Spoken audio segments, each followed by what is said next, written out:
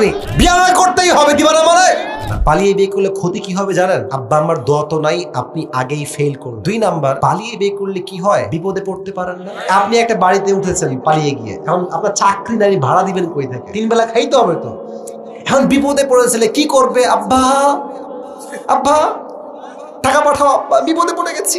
বাপ বলবে যা আরো বিয়ে কর, আরো বিয়ে কর যা। প্রেম করে পালিয়ে বিয়ে করা জায়েজ আছে কি?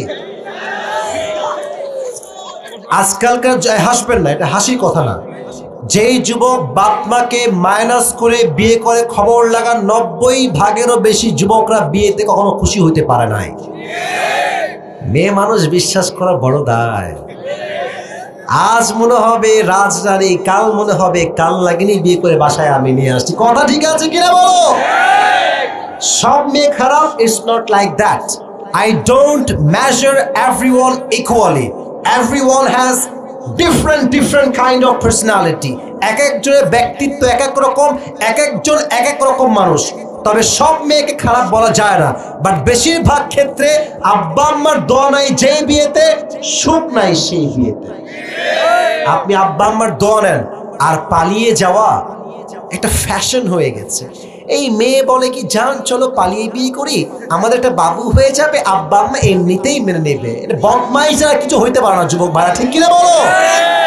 আগে you have to try your best. আব্বা প্লিজ একটু বোঝার ট্রাই করো, আমি বিয়ে না করলে আমার চরিত্র দিন দিন নষ্ট হয়ে যাবে। আব্বা যান, আপনি রাজি হয়ে যান, আপনি ট্রাই করেন, না মানলে প্রতিবাদ করেন, ঝগড়া করেন, ঘুষাঘুষি করেন বাড়ির ভিতরে, করবো বিয়ে, আমি বিয়ে করতেই হবে, দিবা না মানে? আপনি ট্রাই করেন, আপনি আগেই পালিয়ে বিয়ে করবেন না। পালিয়ে বিয়ে করলে ক্ষতি কি হবে জানেন? আব্বা আমার দোয়া তো নাই, আপনি আগেই ফেল করলেন।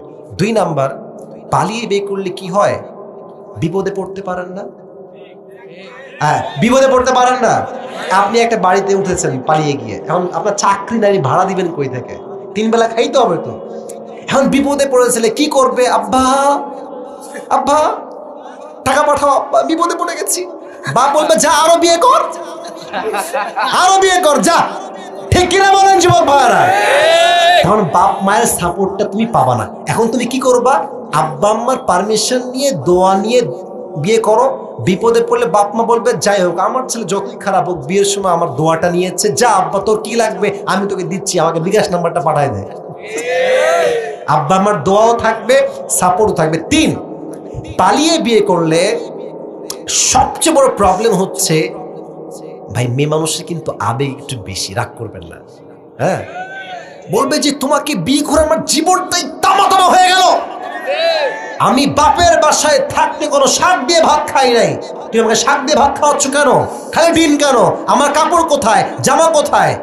মেয়ে যদি ডিমান্ডই হয়, বুঝবা বাস কারে কয়। অতএব বুঝে শুনে যুবক ভাইরা, আব্বা আম্মাকে কনভিন্স করো, আমি নাই এখানে থাকবো না, হুজুর আছে, আমার ভাই আছে, নিয়ে গিয়ে বুঝাও, মজলিস করো, সর্বোচ্চ ট্রাই করবা আব্বা আম্মাকে রেখে একসঙ্গে বিয়ে করার জন্য। রাজি আছো তো ইনশাআল্লাহ? অতএব পালিয়ে বিয়ে করা জায়েজ কিনা এটার ব্যাখ্যা দিব না। প্রথম কথায় পালিয়ে বিয়ে তোমরা করতেই যাবা না, বলো সবাই ইনশাআল্লাহ।